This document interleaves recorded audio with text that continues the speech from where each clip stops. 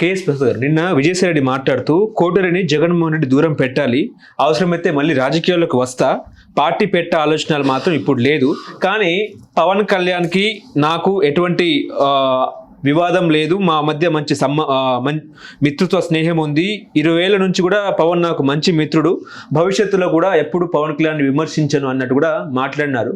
ఒకంత ఆయన జనసేన పార్టీలోకి వెళ్తారనే చర్చ కూడా నడిచింది, దాన్ని ఆయన ఖండించినాడు.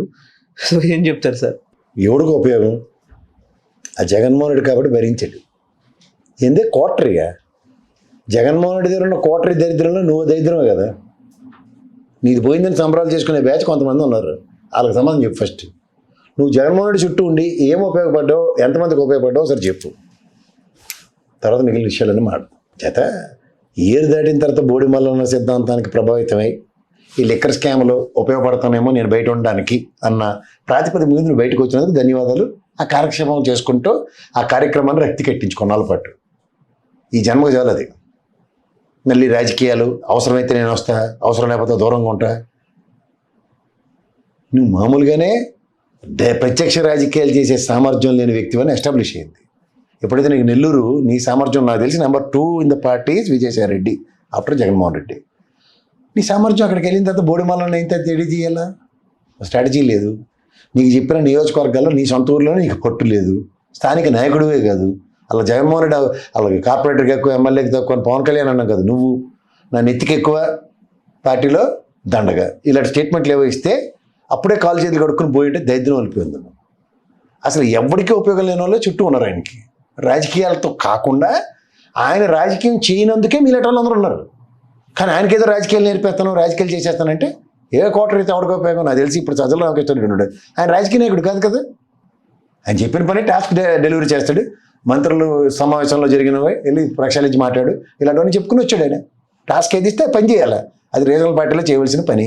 నీకు అది కాకుండా సొంత పెత్తనాలు నిలబెడతామంటే కుదరదు.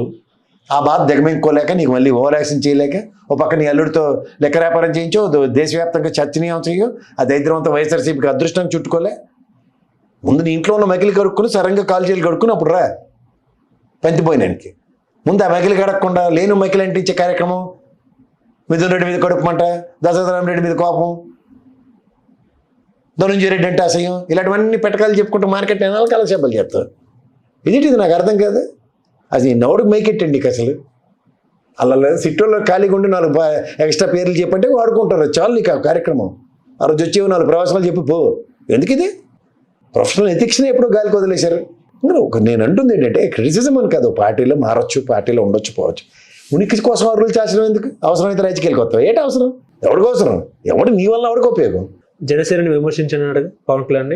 విమర్శిస్తేనేటి, విమర్శించకపోతేనేటి? నీకు భయంతో చేస్తున్నావు. కూటమిని ఏమన్నా విమర్శించవు నువ్వు, బీజేపీని ఏమన్నావు, జనసేన ఏమన్నా, తెలుగుదేశం ఏమన్నా. నీకు భయం అని చెప్పు ఫస్ట్. అది ఏమని విమర్శిస్తావు? వాళ్ళు ఏడు చేయకుండా ఖాళీ కూర్చొని గోల్ రిప్పుకుంటుంటే వాళ్ళకెళ్ళి మీరు విమర్శ బట్టి చాటే కొంటుంటే కదా. ఫైనాన్షియల్ ఇర్రెగ్యులారిటీస్ మీద వాళ్ళు ఇచ్చిన స్టేట్మెంట్లో నా గవర్నమెంట్కి ఇదే అని మీరు అన్న మాటలు ఇప్పుడు ఏం జరుగుతుంది? ఆ కంపారిజన్స్ మాట్లాడి, నీకన్నా నేను సబ్ జూనియర్, నేనే మాట్లాడగలుగుతున్నాను 4 సెంటెన్స్లు. అలాంటివి మాట్లాడండి, ఉపయోగపడండి.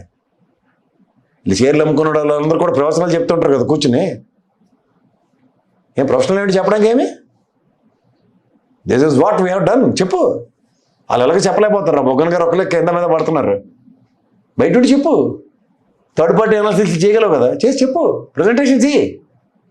ఇది ఈ విధంగా రెవెన్యూ ఈ విధంగా ఇక్కడి నుంచి మేము ఎంకరేజ్ చేసాం, సంపద సృష్టిస్తామని సోది కబుర్లు చెప్పడం కాదు ఇక్కడ. ఇది వాస్తవం, ఇలా వస్తుంది స్టేట్ రెవెన్యూ. ఇలాంటి హైలైట్ చేయి. టైంపాస్ అనే వద్దు 4 స్క్రీన్లు పెట్టి. బడ్జెట్లు కంపేర్ చేయి. 14 నుంచి 19కి, 19 నుంచి 24 దాకా బడ్జెట్లు కంపేర్ చేస్తూ రెవెన్యూ ఎక్కడి నుంచి వచ్చిందో చూడు, చెప్పు. జిఎస్టీ వసూలు ఎంత దైత్యంగా ఉన్నాయో దాన్ని కంపారిజన్ చెప్పు. మీ స్థాయికి అది మెచ్చుకుంటారు ఎవడన్నా. ఇట్లా ఇంత ఎరోనియస్ సర్కమ్స్టాన్సెస్లో కూడా, లైక్ కరోనా పాండమిక్లో కూడా జిఎస్టీ వసూలు కానీ, లేకపోతే ఎక్కడ కూడా రాష్ట్ర ఖజానాకి ఎక్స్చెక్కర్కి పెనుభారం పడే కార్యక్రమాలు మా దగ్గర నుంచి జరగలేదు. ఇలాంటి ఎక్స్ప్రెషన్స్ ఎంటర్. అప్పుడు కన్సిడరేషన్స్ ఉంటాయి పార్టీ పరంగా. ఏటి చేయకుండా ఇంట్లో కూర్చుని మా భార్య పిల్లలు దొన్నారు రాజకీయాలు, మాకు భయం వేసేస్తుంది, గరగరగరగా ఆడిపోతున్నాం, మళ్ళీ ఇంకోసారి జైలుకి వెళ్ళాలా? కోతి పనులు చేయకుండా ఉంటే చుట్ట పనులు మనం తినంగుంటే ఏ కష్టాలు ఉండవు. వాడికి తపేలా ఛానల్ ఊపిన ఉడత ఊపులకే భయం పడిపోతే మరి ఇప్పటిదానికి ఆ పౌడర్ డబ్బోడికి ఛాలెంజ్ చేసింది ఏంటి? పవన్ కళ్యాణ్కి నాకు మంచి స్నేహం ఉందని చెప్పినాడుగా. ఏడ్ చేయమంటారు. ఫ్రెండ్షిప్ డే వస్తుంది ఆగస్ట్ నెలలో ఫస్ట్ సండే, 2 రాఖీలు 2 బ్యాండ్లు కొనుక్కొని కట్టుకోమండి ఒకరికొకరు, బెస్ట్ ఫ్రెండ్స్ మీ ఇద్దరు అని. అయితే చిరంజీవి గారు అన్నయ్య గారి సినిమా ఉంటుంది స్నేహం అంటే ఇదేరా అన్నది ఏదో ఉంటుంది విజయ్ కుమార్ది. ఆ సినిమాలో ఇద్దరు కలిపి మళ్ళీ డబుల్ ఫోటోలు వేసి సినిమా వేయండి మాకు. ఎవడుకోవాలి మీ ఫ్రెండ్షిప్ ఏదైతే మాకేంటి. ముందే పవన్ కళ్యాణ్ ఎన్డీఏ పక్కన పెట్టిందనే చర్చ నడుస్తూ ఉంది. ఎన్డీఏ ఎందుకు పక్కపడుతుంది? పవన్ కళ్యాణ్కి ఎన్డీఏ అనే కన్నా బీజేపీకి సర్వం దిక్కు, ఏకైక దిక్కు బీజేపీకి పవన్ కళ్యాణ్. ఇప్పుడు ఆంధ్రప్రదేశ్ రాష్ట్రంలో వాళ్ళ దగ్గర ఒట్టి పైన కదిలితే ఏ పని అవ్వదు.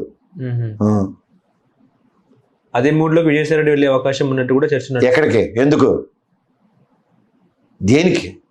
మన నియోజకవర్గంలో కౌన్సిలర్ సామర్థ్యమే లేనట్టు ఎక్కడికి వెళ్ళిపోతాడు, ఎవరిని ఎత్తికి వెళ్ళిపోతాడు, ఎవరు తీసుకెళ్ళేది ఎవరు?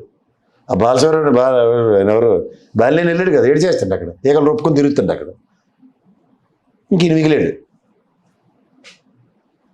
అలా బాలసవర్ గారు వెళ్ళారు, అక్కడ గెలిచారు కదా ఆయన. వీళ్ళు ఎవడికో ఉపయోగం, వీళ్ళు ఏమిరా బాలరాజు ఎవడికో ఉపయోగం అన్న డైలాగ్ ఉండొచ్చుడు, అది వాళ్ళిద్దరికి పెట్టాడు. ఆ కేఎస్ ప్రసాద్ గారు ముఖ్యంగా ఏంటంటే వైఎస్ఆర్ కడప జిల్లా ప్రొద్దుటూరు ఎమ్మెల్యే నంద్యాల వరదరాజులు రెడ్డి నిన్న మీడియాతో మాట్లాడుతూ బ్రిటిష్ పాలనే మేలన్న టీడీపీ ఎమ్మెల్యే తమ పార్టీ మీదనే ఆయన కొన్ని కామెంట్లు చేశారు. ఇప్పుడు 78 ఏళ్ల స్వతంత్రంలో ప్రొద్దుటూరులో ఎప్పుడు కూడా ఇంత అరాచకం లేదు, పోలీస్ పాలన నడుస్తూ ఉందన్నట్టు కూడా మాట్లాడినారు. ఎట్లా చూస్తారు సార్, నిజమే అంటారా? ఏం లేదండి, వాళ్ళు ఫస్ట్ ఆఫ్ ఆల్ ఏంటంటే పోలీస్ వ్యవస్థే పొలిటికల్ కబంధ హస్తాల్లో చిక్కుని ఉంది. ఈ స్థానిక నాయకుల యొక్క ఫ్రిక్షన్స్ ఎట్లా ఉన్నాయంటే, ఈయనకి అతి కష్టం మీరు టికెట్ ఇచ్చారు, ఇది చంద్రబాబు గారి బ్యాచ్, ఇది టికెట్ ఈసారి రావడమే మిరాకల్ ఆయనకి. వజ్రల్ రెడ్డి గారు అంటారు, ఆయన స్థానికంగా మంచి సామర్థ్యం ఉంది.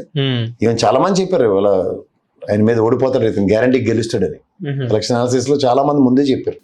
నేను చాలా మూర్ఖంగా పొద్దుటూరులో ఆయన తిరిగి నేను రాజమౌళి గారితో ఇంటర్వ్యూ అది చేసి, నేను రాజమౌళి గారి అక్కడ అడ్మినిస్ట్రేషన్ ఎట్లా ఉందో, ఆ నీళ్లు సంబంధించిన ప్యూరిఫికేషన్స్ అవన్నీ, ఎక్కడ వాటర్ సప్లై అవుతుందో, ఇలాంటివన్నీ నేను చూశాను. హాస్పిటల్స్, స్ట్రీట్ లైట్స్ అవన్నీ డెవలప్మెంట్కి సార్ ప్రజలు సంక్షేమం అలాగే ఉంది కాబట్టి పార్లగా పొద్దుటూరు అనుకున్నాను తప్ప, కొంచెం వజ్రాల రెడ్డి గారి సామర్థ్యంతో ఆయన గెలుచుకుని వచ్చాడు అక్కడ. నాకు తెలిసి అక్కడ తెలుగుదేశంలో 2 ఉన్నాయి, ఒకటి లోకేష్ గారి గ్రూప్, ఒకటి చంద్రబాబు గారి గ్రూప్. చంద్రబాబు గారు ఉన్న గ్రూప్ సంబంధించిన నాయకులందరికీ వాళ్ళు తెప్పలు వాళ్ళకి తప్పట్లే. అలాగే ఆయన స్థానికంగా ఆయనకున్న ప్రాబ్లం ఆయన ఎస్టాబ్లిష్ చేశాడు. ముఖ్యంగా పోలీస్ వ్యవస్థ సూపర్ డామినేషన్స్లో ఉన్నాయి, వాళ్ళకు డైరెక్షన్ ఉంది, ఆ డైరెక్షన్ ప్రకారం వెళ్తున్నారు.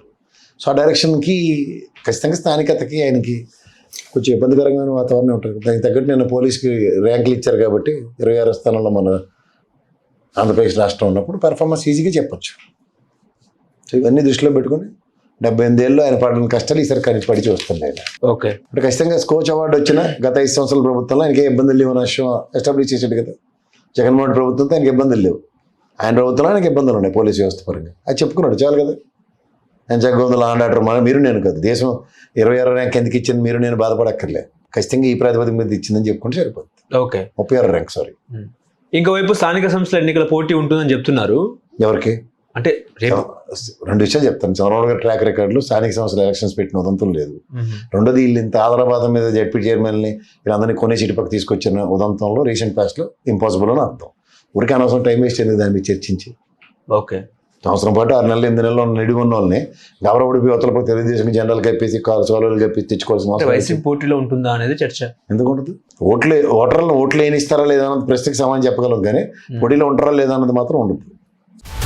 హలో, తెలుగు రాజ్యం ఛానల్ చూస్తున్నారా? సామాజిక, రాజకీయ, జీవన చిత్రణే తెలుగు రాజ్యం. అతిశయోక్తులు, అసత్యాలు ఉండవు. రాజకీయ కోణం కాదు, ప్రజా కోణమే కొలబద్ద. తెలుగు రాజ్యం వీక్షణ మీ ఉత్తమ అభిరుచికి నిదర్శనం.